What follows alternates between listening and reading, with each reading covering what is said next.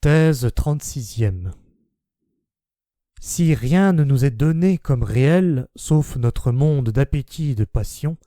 si nous ne pouvons descendre ni monter vers aucune autre réalité que celle de nos instincts, car la pensée n'est que le rapport mutuel de ces instincts,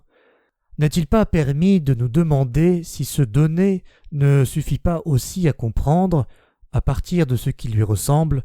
le monde dit mécanique ou matériel? Le comprendre, veux-je dire, non pas comme une illusion, une apparence, une représentation, au sens de Berkeley et de Schopenhauer, mais comme une réalité du même ordre que nos passions mêmes, une forme plus primitive du monde des passions, où tout ce qui se diversifie et se structure ensuite dans le monde organique, et aussi bien entendu s'affine et s'affaiblit, gît encore au sein d'une vaste unité, comme une sorte de vie instinctive où toutes les fonctions organiques d'autorégulation, d'assimilation, de nutrition, d'élimination, d'échange sont encore synthétiquement liées, comme une préforme de la vie. En définitive, il n'est pas seulement permis de hasarder cette question, l'esprit même de la méthode l'impose. Ne pas admettre différentes espèces de causalité, aussi longtemps qu'on n'a pas cherché à se contenter d'une seule, en la poussant jusqu'à ses dernières conséquences, jusqu'à l'absurde, dirais-je même, voilà une morale de la méthode à laquelle on n'a pas le droit de se soustraire aujourd'hui. Elle est donnée par définition, dirait un mathématicien. En fin de compte, la question est de savoir si nous considérons la volonté comme réellement agissante, si nous croyons à la causalité de la volonté.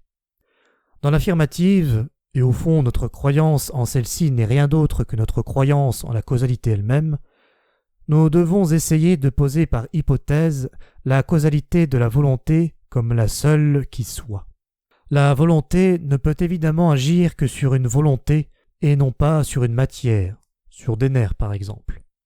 Bref, nous devons supposer que partout où nous reconnaissons des effets,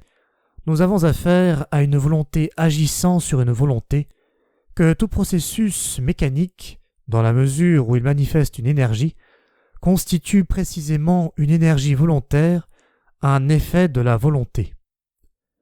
À supposer enfin qu'une telle hypothèse suffise à expliquer notre vie instinctive tout entière en tant qu'élaboration et ramification d'une seule forme fondamentale de la volonté, à savoir la volonté de puissance, comme c'est ma thèse,